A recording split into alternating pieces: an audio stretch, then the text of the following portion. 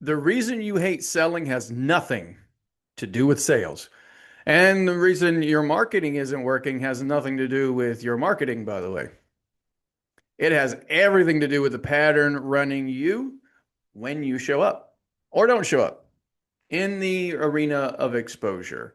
So I'm Spencer Combs, the Defiant Coach, and this is Spencer Uncensored, episode 109, where we talk about the real reason your business isn't giving you the profit, the productivity, or the purpose you'd hope for. And it's probably not even what you think it is. So last week, we went deep into the excellence or the arena of excellence, where we talked about team, culture, standards, all that kind of stuff. This week, we're going to be moving into the exposure arena or the arena of exposure. This is the sales and marketing piece. And I want to be upfront with you about something before we get into it.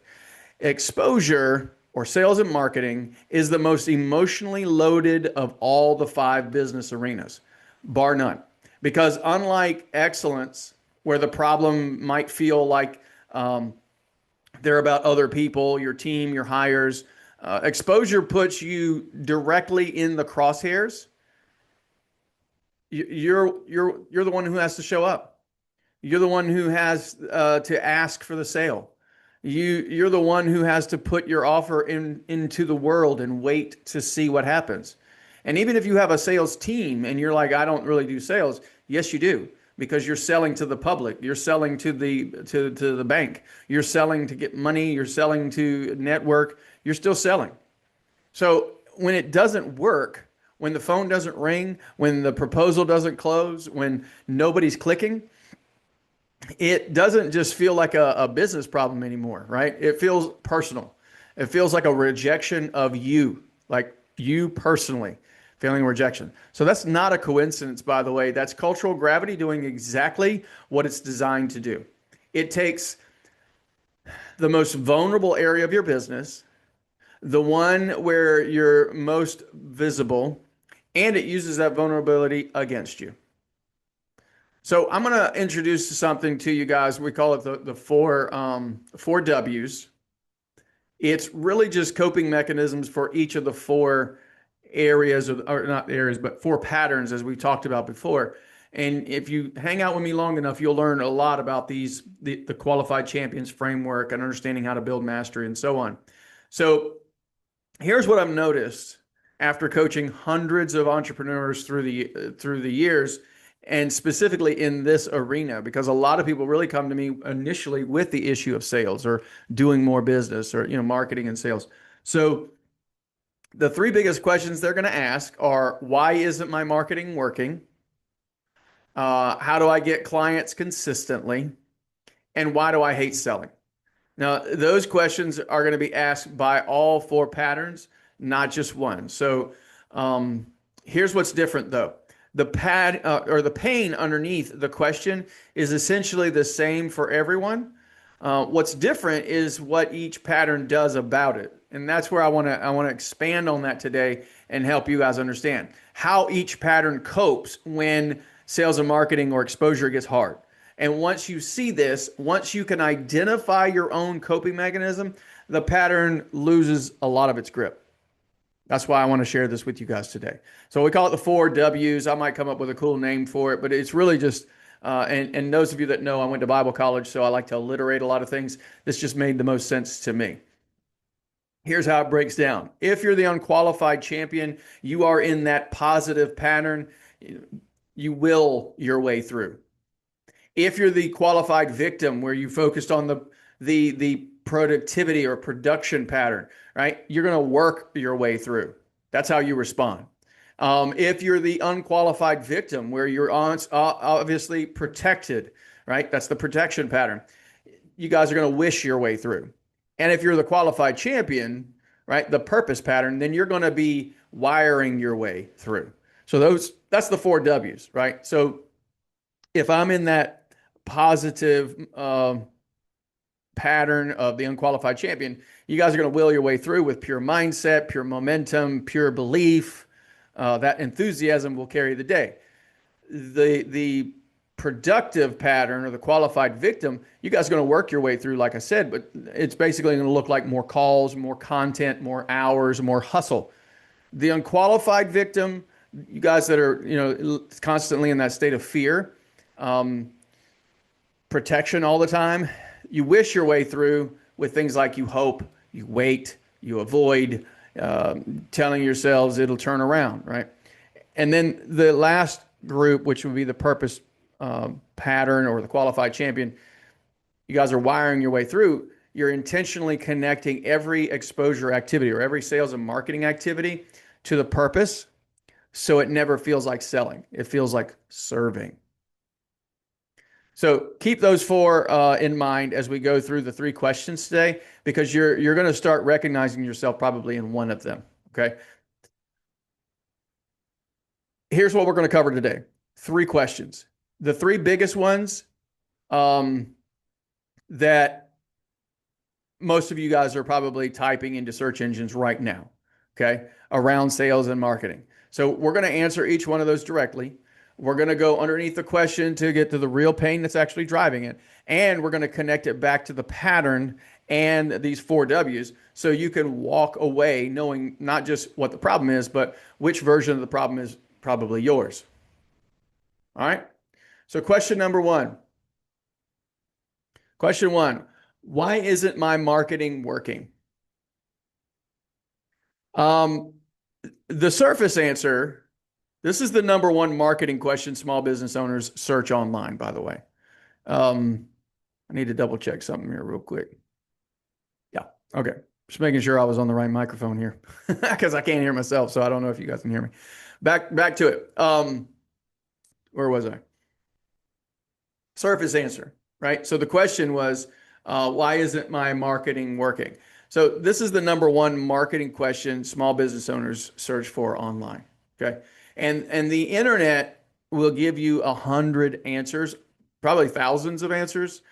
They can be distilled into a few things. Things like your messaging is unclear. Your target audience is too broad, right? You need that avatar. You're not consistent enough, or you're on the wrong platform, or your funnel is broken. You need better copy. You need a better offer. You've heard all that stuff.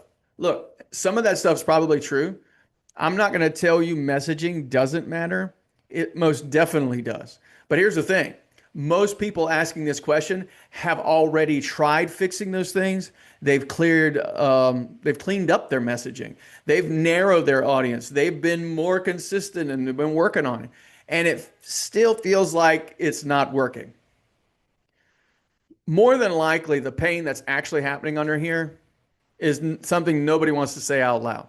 The real pain underneath, why isn't my marketing working, is most likely a feeling or a sense of shame. Not frustration, shame. It's that quiet belief that everyone else figured this out and you haven't. That you're somehow behind. That maybe you're just not a marketing person. That maybe you built the wrong business. That shame is cultural gravity talking. It takes the normal difficulty of building visibility in a noisy market and turns it into a personal indictment. And once shame gets involved, every marketing result, good or bad, gets filtered through it. A bad week isn't a data point anymore. It's proof.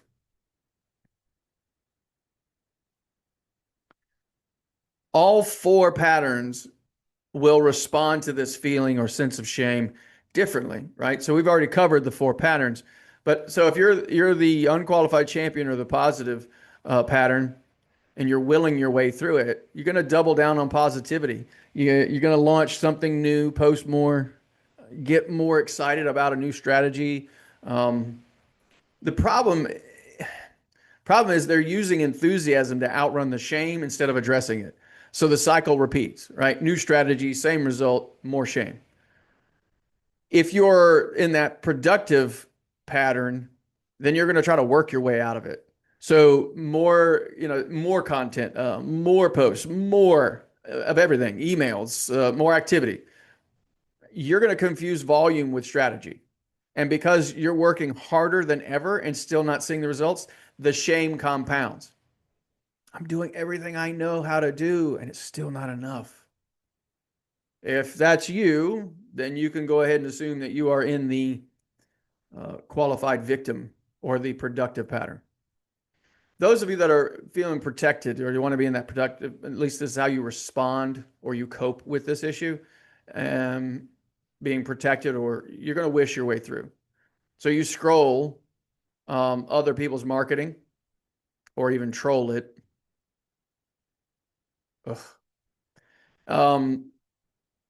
You buy courses.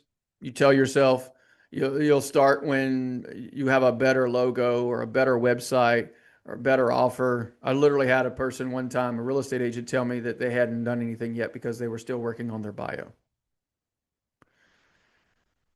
The avoidance feels like preparation, and it is not.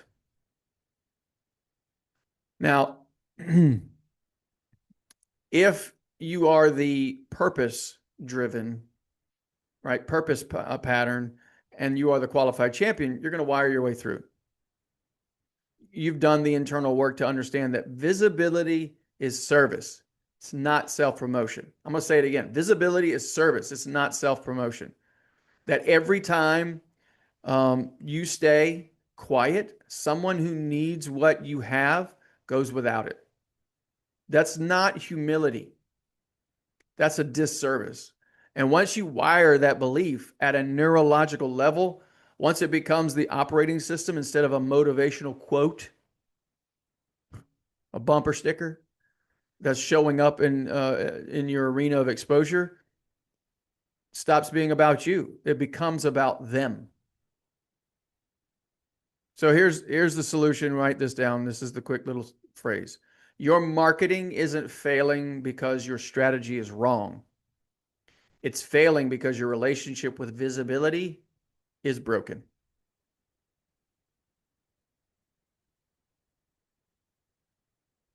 That was question one.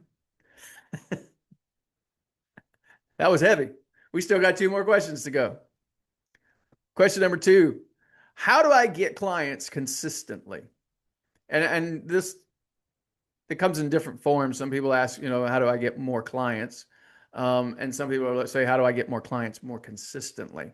So this is really kind of a consistency conversation about driving your business forward. The internet's probably going to answer this one with a conversation around systems. So things like build a funnel or, create a lead magnet, set up email automation, post on social media every day, get on a podcast or run ads, ask for referrals. Again, all of those things are real answers. They're all going to work, but they're not the first answer.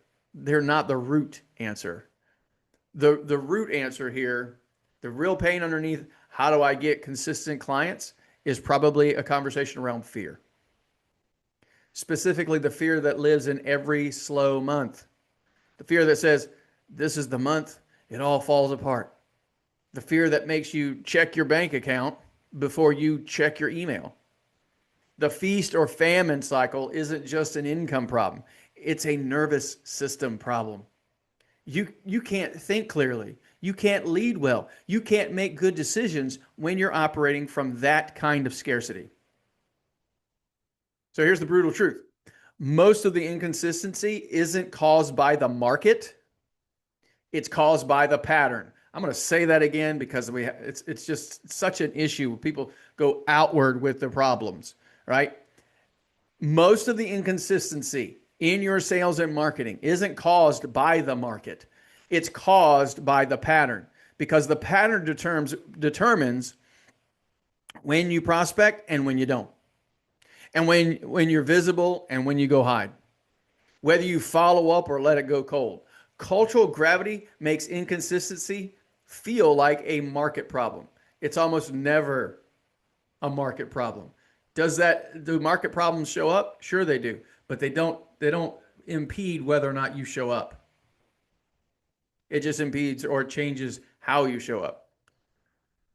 For each of the 4 patterns, if you're that positivity person, right? You're the unqualified champion, You're going to will your way through. So what that looks like is clients are slow, or when clients are slow, you guys get all fired up and you go all in on a new strategy. Like you create a big launch, or and sometimes it works, which is probably problematic in and of itself. But it's reactive. It's not rhythmic. There's no system underneath the surge. So the feast or famine cycle continues, right? If that's you, we got to get some mechanics into this conversation, some systems in place. But maybe you got systems in place, but the mindset's missing because you're all about production and productivity. You're that qualified victim. Well, then you're going to work your way through. And you guys know exactly what you should be doing, right? Making calls, following up, asking for referrals. The problem is you do it in bursts when things get scary enough. When revenue dips below a certain threshold, the hustle turns on. When things are comfortable, the hustle turns off. That's not a pipeline, ladies and gentlemen. That's a panic response. And you're always, by the way, going to find yourself in burnout in this situation. The third pattern, how I'm dealing with the consistency issue. If you are an unqualified victim, or you're that person that's constantly in a protection mode, you're wishing your way through it. If you find yourself waiting for someone to refer business to you, waiting for the right opportunity, waiting until you feel more confident,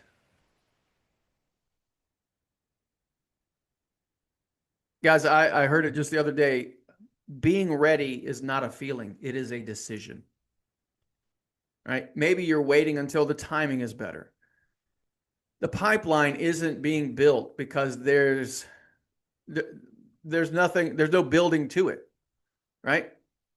And the longer you wait, the harder it becomes to start. So just keep that in mind if you're in that role, if you're in that spot. The qualified champion, you're going to wire your way through it. You guys don't expect well, if you're the qualified champion, you're operating from purpose, right? So you're going to wire your way. You're not prospecting when you're scared, right? Or just when you're scared. You're prospecting because it's wired into your daily rhythm, regardless of how the numbers look, right? Consistency isn't something you force. It's something you've built. And because it's purpose-driven rather than fear-driven, it doesn't require willpower to maintain. It requires an identity. You can see yourself as someone who shows up in the arena of exposure every single day, right? You show up your sales and marketing every single day. Not when you have to, because you choose to. At the end of the day, for all of these in this conversation, and this question, number 2, consistent clients don't come from a better strategy. They're going to come from a daily identity. Your prospect, or you prospect because of who you are, not because of how desperate you are.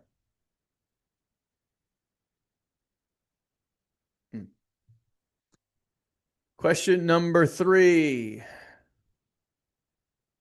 Question number 3 today. 1 and 2, man, today was kind of heavy, but it is Spencer Uncensored. This is kind of how it works, right? Why do I hate selling even though I know I need to do it? I don't know if this is a question. It's a question that shows up on the internet, but it's not very common for people to say this one out loud. But it is a reality for a lot of people. You know, they hate, and they use the word hate too. It's like, I hate doing all this stuff, but I know I got to do it. Like, I hate being on social media, but I know I got to do it, right? This is the most honest question of the 3 because it's not asking why sales isn't working. It's admitting that the whole thing feels wrong. The surface answers are usually about technique. So if you go online and search this stuff, you're going to, learn a better closing script, or work on your objection handling, build your confidence, get a sales coach. Again, all the techniques really do matter. Don't get that wrong. I'm about strategy. But technique can't fix what's really going on here.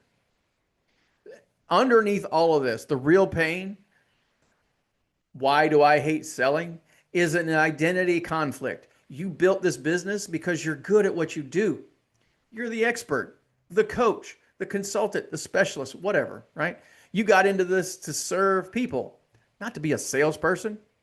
There's the book E-Myth by Michael Gerber actually started off with this very conversation, right? Many of you got started in this because you were good at something, but you didn't anticipate having to become a good salesperson. And somewhere along the way, you picked up the belief that selling is either manipulation or desperation. And it's something you do to people rather than for people. That belief had to come from somewhere. It might have been a bad experience with a pushy salesperson, a culture that told you that talking about money might be crass or we don't do all that. A family that said, don't brag, right? An identity that says, I should be sought out, not the one doing the seeking. By the way, all of these are conversations that are covered in T. Harv Eker's book, Secrets of the Millionaire Mind. See, cultural gravity didn't create that belief. It is absolutely reinforcing it, though. Every time you avoid a follow-up call, every time you soften your ask, or every time you discount before they even push back, cultural gravity is running that show, period. So you're going to show one of four ways. You've already heard these, so we're going to run through these. If you're trying to will your way through it, you're going to pump yourself up before every sales conversation, right? You listen to motivational content. You tell yourself it's going to be great, and sometimes the energy carries you. But when the energy drops, when you're tired of just discouraged, right? The avoidance comes back because the identity conflict was never actually resolved. It was just temporarily overridden. If that resonates with you, make sure you say something in the comments. Let us know, right? But maybe that's not you. Maybe you respond to all of this by working your way through, right? You make yourselves do the activity even when it feels awful, right? You got the discipline. You send the follow-up, even though it makes you cringe. You ask for the sale in a way that's so apologetic, and it's probably hedged, that the prospect can't actually even say yes. You're technically doing the work, but the energy behind it is so contaminated by the belief that selling is gross that it undermines the result. If that feels like you, share this with somebody that maybe has the same feeling about it, or let's talk about it, right? Maybe you don't do those two things. Maybe you're completely trying to protect yourself and you're in that unqualified pattern that we talked about already today. You tell yourself you'll get better at selling eventually, that you just need more confidence or more testimonials, a better offer, more proof. The selling itself keeps getting deferred because the identity conflict is so strong that action feels virtually impossible. It's tough. It has nothing to do with sales. It has everything to do with your identity. Now, the qualified champion, if you're operating in purpose, you're going to wire your way through this. And this is what we all should be working towards. This is the most important one of the three questions. You've done the neurological work to rewire yourself and rewire the belief at its root. Not, I have to sell, but I get to serve. Not, I'm asking them for something, but I'm offering them a solution they already need, right? They have a pain, they have a problem. The language isn't just positive reframing. It's a fundamental rewiring of what the act of selling at an identity level looks like. That's actual NLP work. I'm a master practitioner. If you're not familiar with NLP, neuro-linguistic programming, that's pattern work. When it's done right, the resistance disappears, not because you suppressed it, but because the circuit that was creating it doesn't exist anymore. So here's the big takeaway. You don't hate selling. First of all, don't use the word hate. It's not great. You might dislike pieces of it, but it doesn't mean you hate it. You probably actually just hate the version of yourself you become when you think that's what selling requires. You're going to need to wire the new belief. The behavior will follow. So here's what connects all three of these questions and all four patterns. The exposure arena, or the arena of exposure, sales and marketing, is the arena where cultural gravity has the most leverage over you, because this is the arena where you are most visible, most vulnerable, most exposed to rejection. And cultural gravity uses that exposure against you. It takes the normal risk of being seen in a marketplace and amplifies it into a personal threat. And so every pattern develops a coping mechanism. We will, we work, we wish, or we wire. Three of those are cultural gravity responses. One of them is a defiant response. Three of them manage the discomfort. One of them removes it. Willing your way is exhausting. You can't sustain it. Working your way through is grinding. You can't scale it. Wishing your way through it is waiting. You can't build on that. Wiring your way, though, that's the only one that lasts, because it doesn't depend on your energy level, your confidence level, or how good last month was. It's built into who you are. It's the identity underneath the activity. And that's what the unshakable framework exists to build. Not a better sales script, not a better marketing funnel, a wired identity that shows up in the exposure arena because it's who you are, not because you have to. So the goal isn't to get better at selling. The goal is to become someone for whom selling and serving are the same thing. So here's the question I want you to sit with for this particular week. Which W is your exposure arena coping mechanism right now? Like, which one are you doing? Are you willing your way through, using momentum and mindset to outrun the discomfort? Are you working your way through with more activity, more hustle, more hoping? Volume solves the problem. Are you wishing your way through, waiting for the right moment and the right confidence, the right conditions? Or are you wiring your way through? Are you building an identity and exposure arena that's rooted in purpose, or that's rooted in purpose rather than fear? Because that's the only one that produces consistent results without burning you out. The Defiant Assessment at unshakeablesecrets.com will show you exactly which of these patterns is running your exposure arena right now. It's about 3 to 5 minutes to take, and it breaks down all 5 business arenas too, or it shows you in the emails that come out afterwards, not just the exposure one. So link is in the description. Next week, we're moving into the experience arena, right? So how you serve your clients, your operations, your customer service, and so on. It's the same pattern lens. If you have questions about your client experience, your operations, or how you deliver your product or service, drop them in the comments or in the Unshakable Business Leader Facebook group before next Wednesday, and I'll answer them on the show. I am Spencer Combs, the Defiant Coach. Stay defiant, and I'll see you next Wednesday.